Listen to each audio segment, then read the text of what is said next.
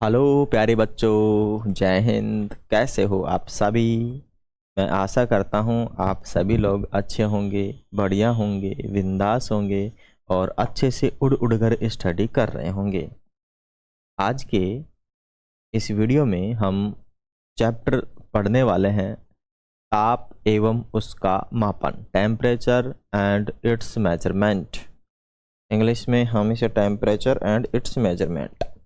अध्याय 7th class 6th new NCERT 2025 new शिक्षा नीति 2020 के अकॉर्डिंग जो अपनी न्यू बुक अभी 2025 में लागू हुई है, उस बुक से हम पढ़ने वाले हैं और सीखने वाले हैं टेम्परेचर के बारे में। आ जाओ प्यारे बच्चों, बिना किसी देरी के करते हैं इस चैप्टर का आगाज। हाँ, गलत मापन करने से अच्छा है कि कोई मापन किया ही न जाए। अन्नामणि अन्नामणि एक लड़की है और कहती है कि गलत मापन से अच्छा है कि कोई मापन ही नहीं किया जाए। क्या नहीं किया जाए? कोई मापन ही नहीं किया जाए। ठीक है ना। वैसे भी तो हम क्या करते हैं, अंदाजा लगाते हैं, है ना। और बुखार चढ़ गया, दिखा तेरा हाथ दिखा रे मेरे बबुआ, हाँ कितना टेम्परेचर हो रहा है। और इसके तो बढ़ ही रहा है, ये तो आग ही लग रही है। हैं, भागो रे डॉक्टर के पास, भागो लेकर इसे, नहीं तो सल्ट जाएगा। बोलते नहीं बोलते ऐसा? हाँ। अब यहाँ पर अन्नामणि एक छोटे से भैया के मुंह के अंदर क्या डाल रखी है? थर्मामीटर। अब ये जो थर्मामीटर डाला हुआ है, ये इलेक्ट्रॉनिक थर्मामीटर है। और या तो इसे हम जेब में रखते हैं या फिर कांख में रखते हैं, जो अपनी कांख होती है ना, वहां लगाते हैं। क्योंकि यहाँ का टेम्परेचर बहुत ही सेंसिटिव होता है। अपनी पूरी बॉडी का जो मेन टेम्परेचर रहता है, यहीं से ही पता लगता है। अब आ जाते हैं, नाम है छोटे भैया का लंबोक। लंबोक और उसकी बड़ी बहन शिबान शिलोंग में रहते हैं। एक दिन दोनों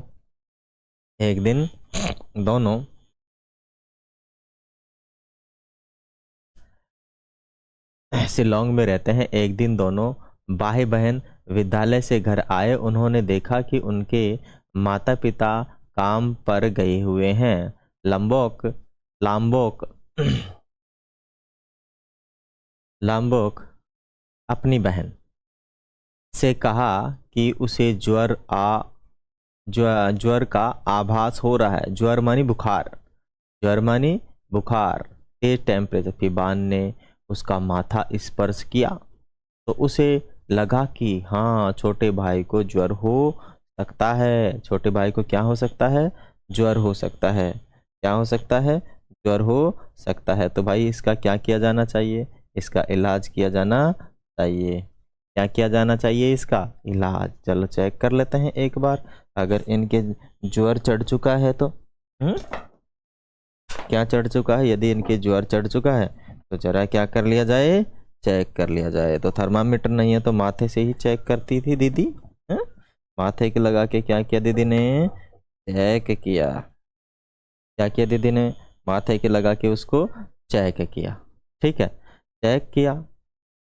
उसकी पुष्टि करने के लिए उसे अलमारी से थर्मामीटर निकाला और उसे ने तापमापी का अग्रभाग जो टिप होता है, साबुन और जल से धोया। ठीक है, साबुन और जल से धोया और लाम्बोक का ताप मापा। देखो, साबुन और जल से इसीलिए धोते हैं क्योंकि ये कभी किसके मुंह में जाएगा, कभी किसके मुंह में जाएगा, तो हर बार इसे क्या करना पड़ेगा? धोना पड़ेगा। ठीक है। हाँ, अगर हम इसे कांख में लगाएं तो धोने की जरूरत बार बार नहीं पड़ेगी। आगे है, तापमापी का पाठ्यांक पढ़ने से उसको राहत मिली कि उसका शरीर का तापमान सामान्य है। तो जरा मुझे बताओ, अपनी बॉडी का सामान्य टेम्परेचर कितना होता है बाबू? तो ये होता है 37 डिग्री सेल्सियस। क्या होता है अपना? 37 डिग्री सेल्सियस था। उसने तापमापी का अग्रभाग पुनः धोया, सुखाया, वापस रख दिया। तब उसने लाम्बोक से कहा वह विद्यालय की वर्दी बदल कर भोजन कर ले, तत्पश्चात कुछ समय आराम करें। अब आगे क्वेश्चन आ गया, क्या किसी व्यक्ति को केवल स्पर्श करके यह कदम सही आंका जा सकता है? कि उसे ज्वर है, हाँ, लेकिन हम अप्रोक्सीमेट लगभग मान सकते हैं। ठंडा या गर्म, ठंडा या गर्म को मापने का जो अनुभव होता है वही होता है टेम्परेचर, तापमान। हम अपने अनुभव से जानते हैं कि कुछ वस्तुएं दूसरी वस्तुओं की अपेक्षा अधिक गर्म होती हैं। उदाहरण के लिए ग्रीष्मकाल में किसी नल से लिया गया जल किसी मटके अथवा किसी प्रशीतक यानी रेफ्रिजरेटर, प्रशीतक, प्रशीतित्र मतलब रेफ्रिजरेटर तो आराम से बोल सकते हैं, लेकिन हिंदी का देखो वर्ड बुला के नहीं आ रहा भाई मेरे से। प्रशीतित्र रेफ्रिजरेटर या फिर हम उसे फ्रिज कहते हैं, से लिए गए जल की अपेक्षा अधिक गर्म हो सकता है। हम यह केवल जल के दोनों नमूनों को स्पर्श करके ही अनुभव कर सकते हैं। क्या कर सकते हैं? अनुभव कर सकते हैं। परंतु क्या हम सदैव अपनी स्पर्श इंद्रिया का विश्वास कर सकते हैं? आइए पता लगाते हैं। ठीक है, अपने पास देखो क्या हो गया, 1 2 और 3 अपने पास क्या है, बकेट है। ठीक है, इधर भी 1 2 और 3 बकेट है ना। तो देखिए, चलिए करते हैं चेक।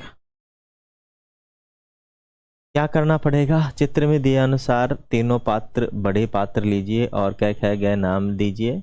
पात्र क में गर्म पानी, मात्र ख में नल का पानी और ग में बर्फ डालकर ठंडा किया गया पानी लीजिए। हम यह क्रियाकलाप दो भागों में संचालित करेंगे। एक तो पूर्वानुमान और एवं प्रेक्षण। ठीक है, पूर्वानुमान लीजिए कि आप क्या अनुभव करेंगे। हाँ, तो बिल्कुल अनुभव करेंगे कि आप अपना दाहिना हाथ पात्र कै में और बायां हाथ पात्र गे में डुबोएं। 1-2 मिनट तक दोनों हाथ पात्रों में डूबे रहने दें। फिर कै और गे पात्र में से अपने हाथ बाहर निकालकर दोनों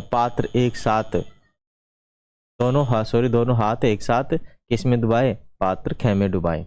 ठीक है, कहने का मतलब है कि स्टार्टिंग में दोनों हाथ इसमें डुबाया, फिर 2 मिनट तक रखा, 2 मिनट के बाद में फिर इसके अंदर रखा। ठीक है, दोनों हाथों को। अब फिर यहाँ से जो अनुभव किया वो यहाँ पता लग जाएगा। ठीक है, मतलब गर्म में गर्म फील होगा, ठंडे में ठंडा फील होगा, और जब दोनों को इसमें डाला जाएगा तो नॉर्मल फील होगा। ठीक है ना, दोनों हाथों को इसमें डाला गया तो नॉर्मल फील होगा। आ गई बात समझ में? आगे चलिए, तुलना कीजिए कि क्या आपके प्रेक्षण पूर्व अनुमान से मेल खाते हैं या नहीं। क्या आपके दाएं हाथ ने यह अनुभव किया है कि पात्र ख का जल ठंडा है, जबकि आपका बायां हाथ अनुभव करता है कि वही जल गर्म है। इन प्रेक्षणों से आप क्या निष्कर्ष निकालते हैं? कोई वस्तु गर्म है या ठंडी, यह निश्चय करने के लिए हम सदैव अपनी स्पर्श इंद्रियों का ही भरोसा नहीं कर सकते। ठीक है ना, स्पर्श इंद्रियों का ही क्या नहीं कर सकते हैं? भरोसा नहीं कर सकते हैं, क्योंकि अपने शरीर में 5 इंद्रियां होती हैं जो बाहर से सूचना लेने का काम करती हैं। आ जाइए, ताप का मतलब होता है टेम्परेचर। क्या होता है? टेम्परेचर। ठीक है, टेम्परेचर मानी किसी पिंड की गर्माहट अथवा ठंडक, गर्माहट अथवा ठंडक का विश्वसनीय माप उस पिंड का ताप है। किसी गर्म पिंड का ताप ठंडे पिंड की अपेक्षा अधिक होता है। ठंडे पिंड की अपेक्षा क्या होता है? अधिक होता है। दो पिंडों के मध्यांतर हमें बताता है कि एक पिंड दूसरे पिंड की तुलना में कितना गर्म है, अथवा वह वह उपकरण जो ताप मापता है, तापमापी थर्मामीटर कहलाता है। क्या कहलाता है? तापमापी थर्मामीटर कहलाता है। ताप मापने के लिए हमें अपने संभवतः 2 प्रकार के तापमापियों का प्रयोग किया होगा। एक तो ज्वारमापी, एक है डॉक्टरी थर्मामीटर। प्रयोगशाला में तापमापी डॉक्टरी थर्मामीटर मानव शरीर का ताप मापने के लिए उपयुक्त होता है, जबकि प्रयोगशाला में तापमापी कई अन्य उद्देश्यों के लिए भी प्रयुक्त होती है।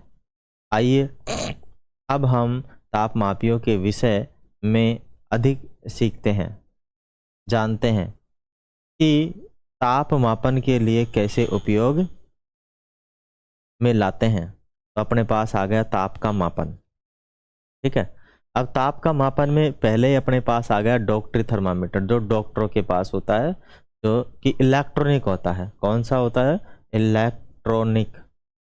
इलेक्ट्रॉनिक थर्मामीटर होता है।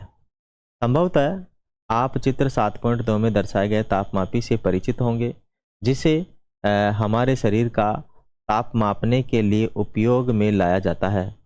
इसे ज्वारमापी या डॉक्टरी थर्मामीटर कहते हैं। ज्वारमापी या डॉक्टरी थर्मामीटर कहते हैं।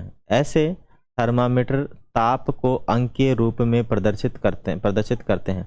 ये तापमापी अंकीय डॉक्टरी थर्मामीटर, या हम इसे डिजिटल डॉक्टरी थर्मामीटर भी कह सकते हैं। ये बैटरी से चालित होते हैं, बैटरी से चलते हैं। किसी व्यक्ति के शरीर के संपर्क में रखने पर इनका तापमान मापते हैं। ठीक है, अगर स्वस्थ व्यक्ति है तो उनका शरीर का टेम्परेचर कितना होगा? 37 डिग्री सेल्सियस होता है।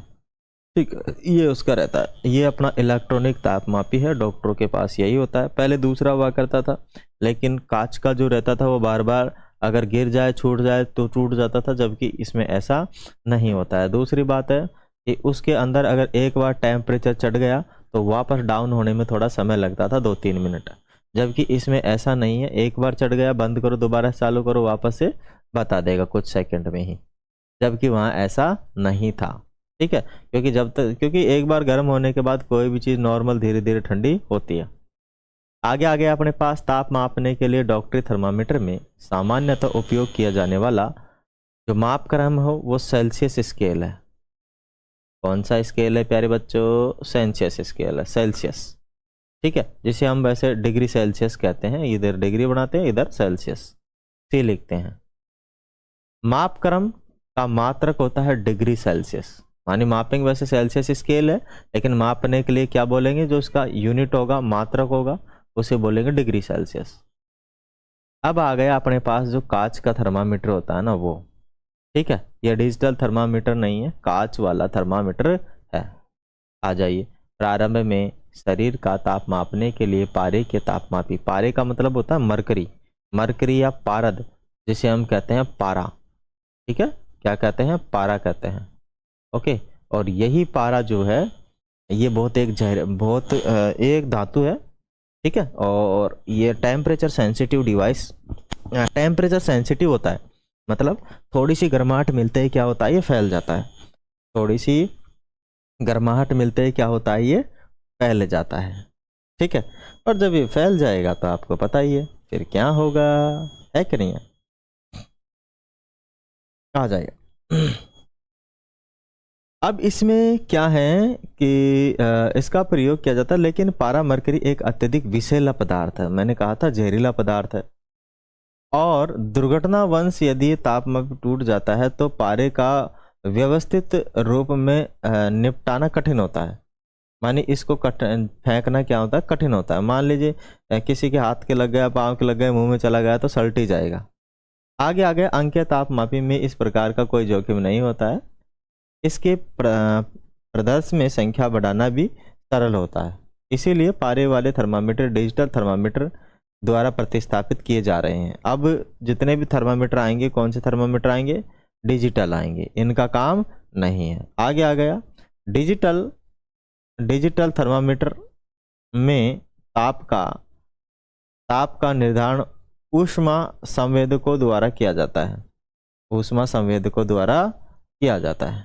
ठीक है, आइए आगे आ गया अपने पास कोविड-19। मानी 2019 में जो कोविड बीमारी आई थी, तो कोविड-19 महामारी के काल में कुछ विशेष तापमापी उपयोग में लाए गए, जो किसी व्यक्ति के शरीर का ताप दूर से ही माप सकते हैं।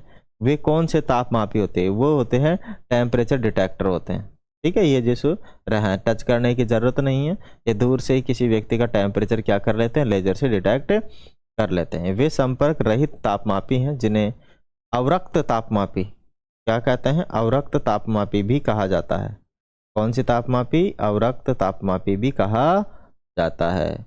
इस प्रकार के तापमापी किसी व्यक्ति के शरीर को स्पर्श किए बिना ही शरीर का ताप मापते हैं और संक्रमण का खतरा कम हो जाता है। ठीक है, क्योंकि कोविड के अंदर तो बिल्कुल किसी से हाथ मिलाना, टच करना बिल्कुल गलत था। अब यहाँ पे तो भाई साहब मैटर हो गया। अब आ जाओ, ये कैसे मापते हैं, क्रियाकलाप आइए माप करें। तो सबसे पहले अब हमारे अब शरीर का ताप मापने के लिए डिजिटल थर्मामीटर का उपयोग करें। आप अपना स्वयं का ताप और अपने कुछ मित्रों के ताप भी माप सकते हैं। आप अपने मित्रों से बात भी कीजिए कि उनमें से कौन कौन से मित्र आपके द्वारा अपने शरीर के ताप का मापन करवा के इच्छुक है। आ गया सबसे पहले भाई, आपने हाथ और अंग के तापमापी का अग्रभाग टिप या साबुन से धोएं, है ना। सबसे पहले साबुन से धोना है। तापमापी का पुनः नियोजन मानी रीसेट बटन दबाकर तापमापी को माप ले। मानी रीसेट बटन दबाकर क्या कर ले, तापमापी को माप ले। तापमापी जीभ के नीचे रखकर मुंह बंद कीजिए। तापमापी को जीभ के नीचे रखकर मुंह बंद कर लीजिए। तापमापी का अग्रभाग जीभ के नीचे रखने से के पश्चात जीभ बीप की ध्वनि आने और प्रकाश के चमकने की प्रतीक्षा करें। ठीक है, बीप की ध्वनि आएगी, प्रकाश चमकेगा, तब तक इंतजार करें। मुंह से तापमापी निकाल लीजिए और अंक के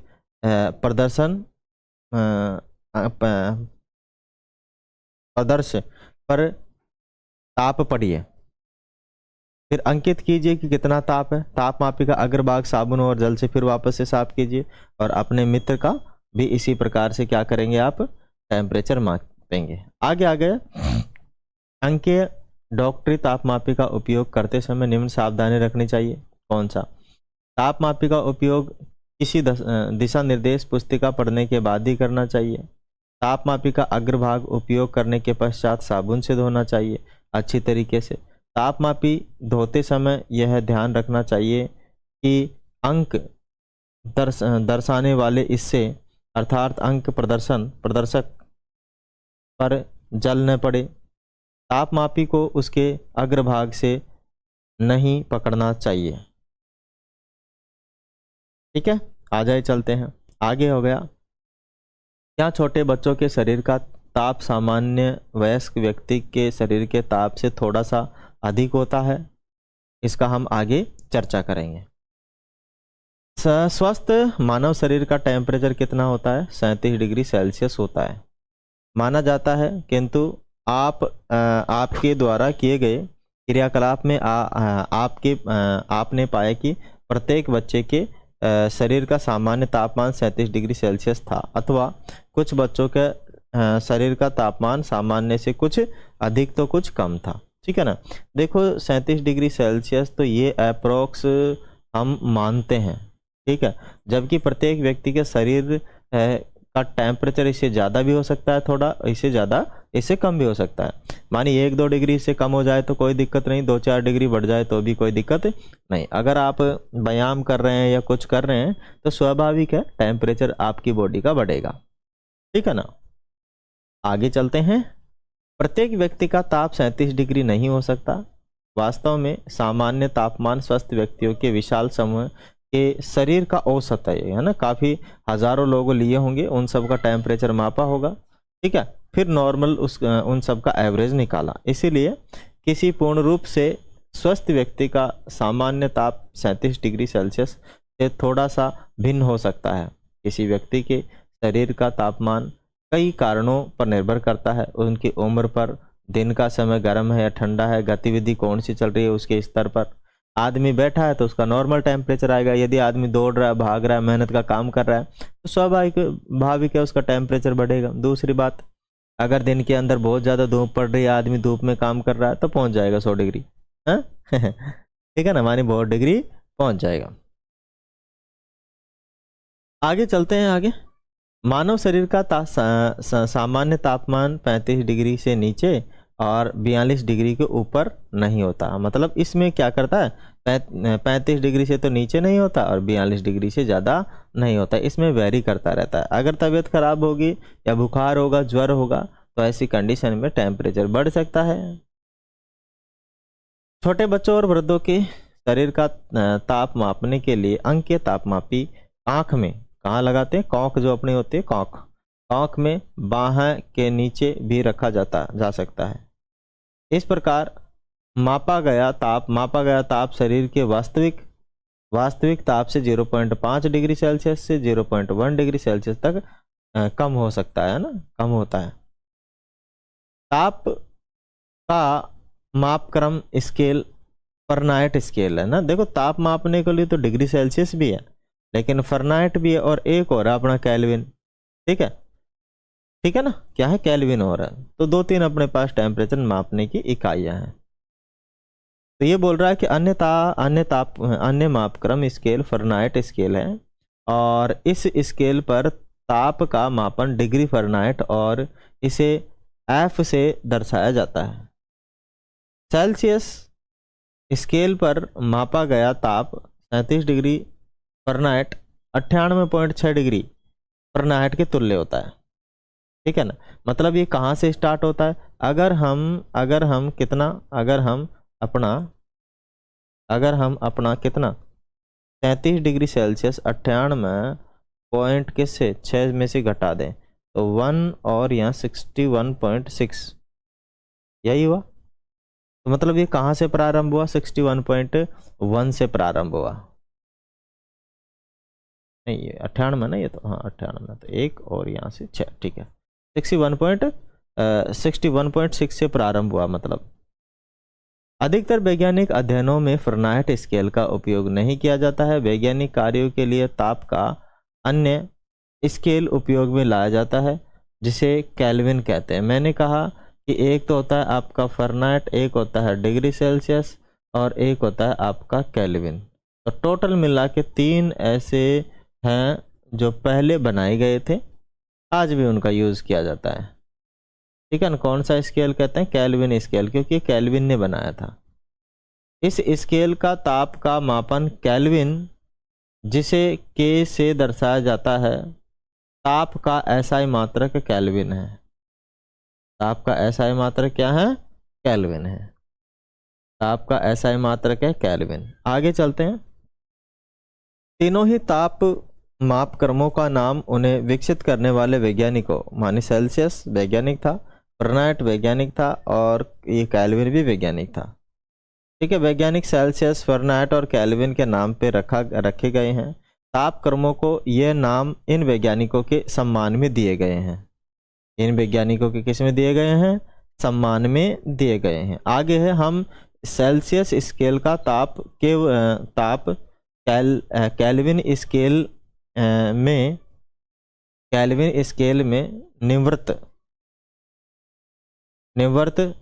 परिवर्तन कर सकते हैं। केल्विन स्केल का तापमान जो है सेल्सियस में कितना कर देंगे हम, ठीक है। मान सेल्सियस स्केल में 273 और जोड़ देंगे, 273.15 और जोड़ देंगे तो अपनी बॉडी का टेम्परेचर आ जाएगा। ठीक है। इसके अंदर भी कुछ जोड़ा जाता है सेल्सियस के अंदर, है ना। सेल्सियस स्केल पर तापमान इतना हो जाएगा, केल्विन पर अलग है। ठीक है। आगे इनको और समझेंगे। अंग्रेजी भाषा में सभी वर्ण बड़े छोटे अक्षरों में अलग अलग लिखे जाते हैं। जब हम सेल्सियस स्केल, फरनाइट स्केल और केल्विन स्केल अंग्रेजी में लिखते हैं तो इनके बड़े अक्षर से लिखकर प्रारंभ किए जाते हैं। ताप मात्रकों के नामों में डिग्री में छोटे अक्षरों में ही लिखा जाता है, लेकिन सेल्सियस व फरनाइट बड़े अक्षरों में से प्रारंभ करके लिखे जाते हैं, किंतु केल्विन छोटे अक्षर से शुरू करके ही लिखा जाता है। ताप में इस मात्रकों के संकेत माने डिग्री सेल्सियस, फरनाइट और केल्विन अंग्रेजी के बड़े अक्षर में दर्शाए जाते हैं। ध्यान दीजिए कि डिग्री का संकेतक केल्विन के साथ नहीं लिखा जाता है और वाक्य के अंत में अथवा अलावा अन्यत्र संकेतों के बाद कहीं भी बिंदु नहीं लगाया जाता है।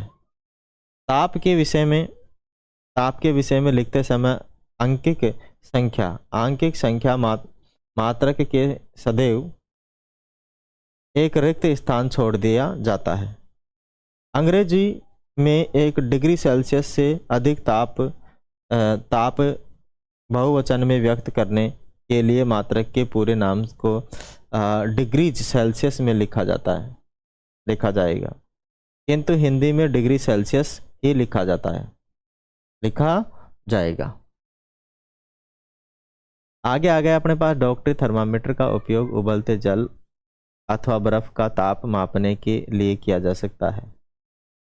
यहाँ पे किया जा सकता है क्या मतलब ये है, जबकि नहीं किया जा सकता भाई साहब, ठीक है। इसके लिए तो अपने पास जो कांच का आता है वही उपयोग करते हैं। नहीं, उबलते जल और बर्फ का तापमान डॉक्टरी थर्मामीटर की सीमा से क्या है, बाहर है। तापमापी के आविष्कार से पूर्व ज्वर का पता कैसे लगाया जाता था, मुझे पता नहीं है, मतलब बच्चा ये सोच रहा है दिमाग में।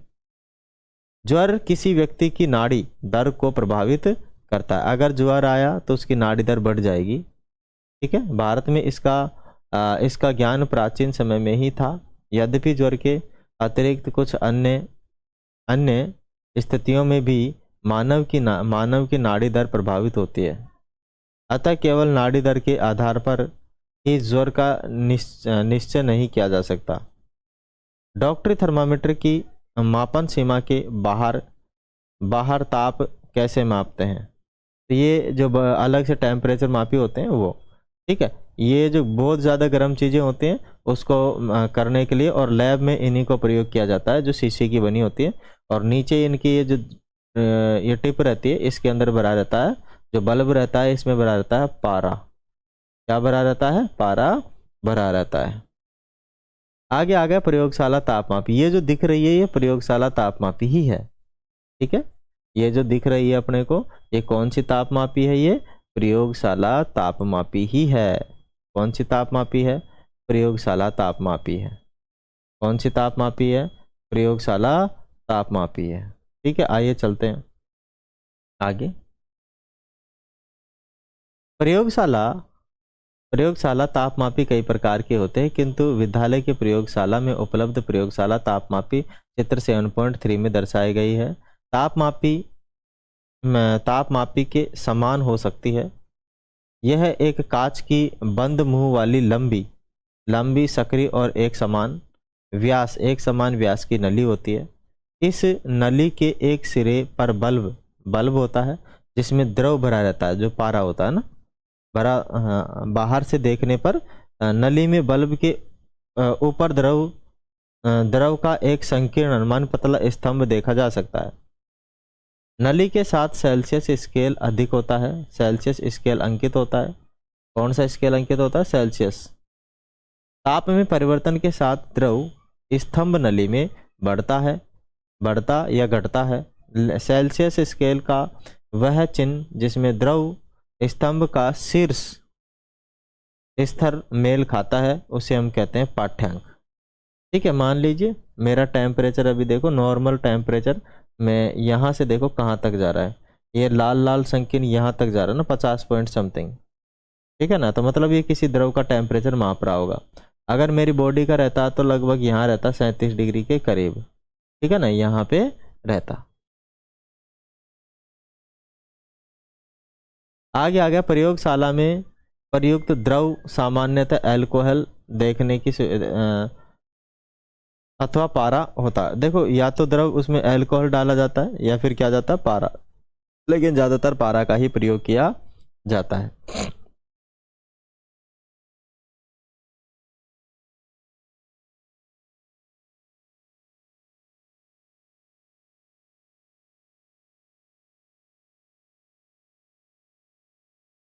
अब देखो यहाँ पे लिखा हुआ है कि प्रयोगशाला तापमापी का उपयोग करते समय सावधानी रखनी है कि सावधानी से उपयोग करें। यदि यह किसी कठोर वस्तु से टकरा जाए तो यह टूट सकता है।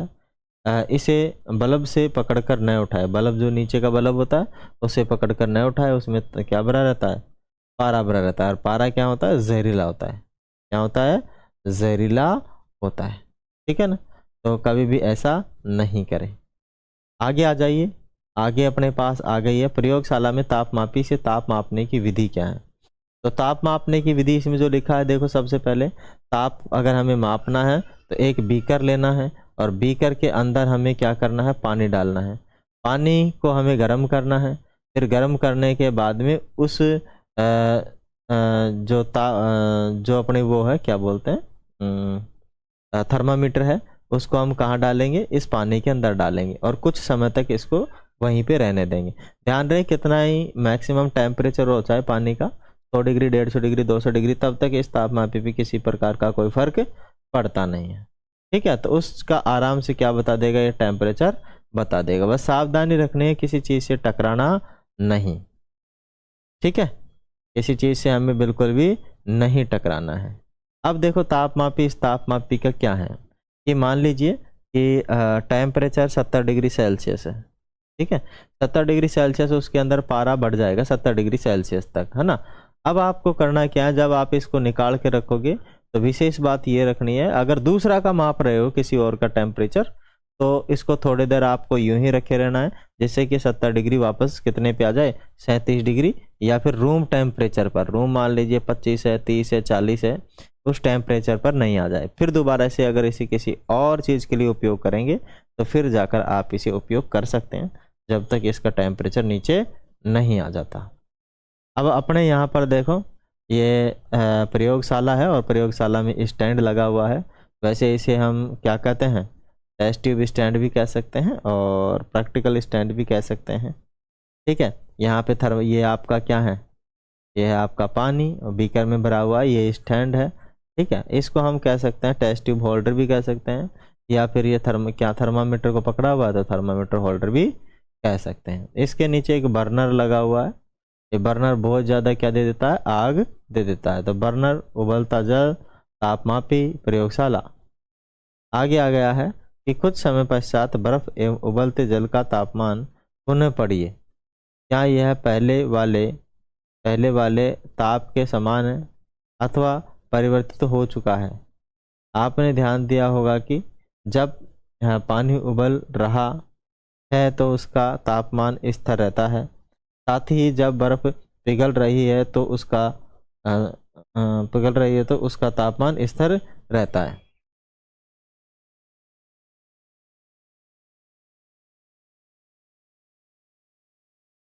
आगे आ गया है अपने पास वायु का ताप। क्या आ गया है, वायु का ताप। आपने अपने विद्यालय की प्रयोगशाला में चिकित्सक के क्लिनिक में अथवा अस्पतालों की दीवारों पर तापमापी लटका हुआ देखा होगा, जैसा कि चित्र में दर्शाया गया है। ये तापमापी कक्ष के तापमान, कक्ष का मतलब जो जिस कक्ष में रूम टेम्परेचर जिसे हम कहते हैं, उसका लगभग तापमान मापते हैं। इन्हें कक्ष तापमापी या रूम टेम्परेचर मापी भी कह सकते हैं। क्या आपने समाचार पत्रों या टीवी के समाचार में या इंटरनेट पर मौसम पूर्वानुमान देखा है। इसमें प्रत्येक दिन के अधिकतम और न्यूनतम न्यूनतम वायु माप की जानकारी दी जाती है।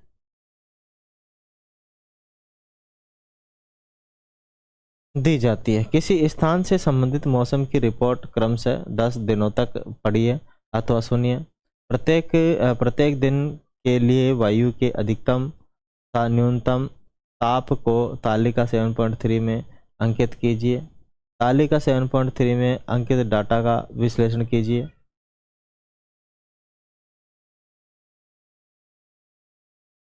क्या इन दिनों में अधिकतम और न्यूनतम ताप समान स्तर पर ही रहते हैं, क्योंकि मौसम कई कारकों पर निर्भर करता है।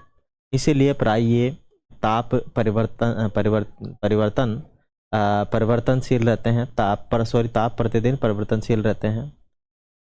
सामान्य, जैसे जैसे ग्रीष्म ऋतु निकट आती है तो ताप बढ़ता है और जैसे जैसे शीत ऋतु निकट आती है तो ताप घटता है। आगे आ जाइए, आगे है वायु ताप मापन की कई विधियां हैं। मौसम वायु ताप पर भी निर्भर करता है। इसलिए पूरे विश्व में मौसम स्टेशनों पर इनकी मॉनिटरिंग की जाती है। आगे है वायु ताप पर अंकित डाटा बहुत से अन्य कारकों के साथ मौसम के पूर्वानुमान के लिए उपयोग में लाया जाता है। आगे आ गया वैज्ञानिक से परिचय। तो अपने पास आ गए अन्नामणि जी आ गई है। ठीक है, ये भी एक वैज्ञानिक ही रही होंगी अन्नामणि जी। अन्नामणि एक भारतीय वैज्ञानिक थी जिन्होंने भारत की मौसम विदुषी के नाम से भी जाना जाता है। उन्होंने कई मौसम मापन उपकरणों का आविष्कार और निर्माण किया जिसके कारण इन उपकरणों के प्रति भारत की अन्य राष्ट्रों पर निर्भरता कम हुई। उन्होंने भारत में पवन ऊर्जा और सौर ऊर्जा के उपयोग की संभावनाओं पर भी खोजबीन की। इससे भारत नवीनीकरणीय ऊर्जा के क्षेत्र में विश्व के अग्रणी राष्ट्रों में सम्मिलित हो गया। अब आ गया है इसका प्रमुख शब्द कौन कौन से, और ये चैप्टर भी खत्म। वायु ताप मानी वायु का टेम्परेचर जो अभी है, रूम टेम्परेचर भी कह सकते हैं। सेल्सियस स्केल से सेल्सियस डिग्री सेल्सियस में हम क्या करते हैं, टेम्परेचर मापते हैं। डॉक्टरी थर्मामीटर जो डॉक्टरों के पास होता है उसे इलेक्ट्रॉनिक थर्मामीटर भी कहते हैं। डिग्री सेल्सियस ताप मापने की इकाई है। डिग्री फ़ारेनहाइट यह भी ताप मापने की इकाई है। फ़ारेनहाइट स्केल ताप मापने का है। केल्विन एक वैज्ञानिक हैं, और केल्विन स्केल जो वैज्ञानिक ताप मापने का है। प्रयोगशाला स्केल जो है प्रयोगशाला में होता है। तापमान का एसआई मात्रक क्या है, एसआई मात्रक। ठीक है, तो तापमान का एसआई मात्रक क्या होता है बताओ, सेल्सियस होता है, डिग्री सेल्सियस होता है, फ़ारेनहाइट होता है, या फिर केल्विन होता है। तो बताओ इनमें से क्या है, बताओ जल्दी बताओ भाई कि उसका क्या रहेगा। तो यहाँ पे जो रहेगा, देखो यहाँ पे दिया हुआ है केल्विन, तो क्या रहेगा, केल्विन रहेगा। क्या रहेगा, केल्विन रहेगा। ठीक है, तो टेम्परेचर का जो है चैप्टर था अपना पूरा कंप्लीट हुआ। इसके बाद अगला वाला चैप्टर कौन सा है मैं देखता हूँ, फिर अगले वाले चैप्टर को अगले इसके अंदर हम पढ़ने वाले हैं। ठीक है, अगला वाला चैप्टर है जल की विविध अवस्थाओं की यात्रा। ठीक है, जल की कौन कौन सी अवस्थाएं हैं उनकी यात्रा हम अगले वाले चैप्टर में करेंगे प्रारंभ, और उस अगली यात्रा को हम क्या करेंगे, सीखेंगे। ठीक है, अभी के लिए इतना ही, फिर मिलेंगे अगले वाले चैप्टर में। तब तक के लिए लें आप सभी से अलविदा। Thanks for watching. जय हिंद, वंदे मातरम।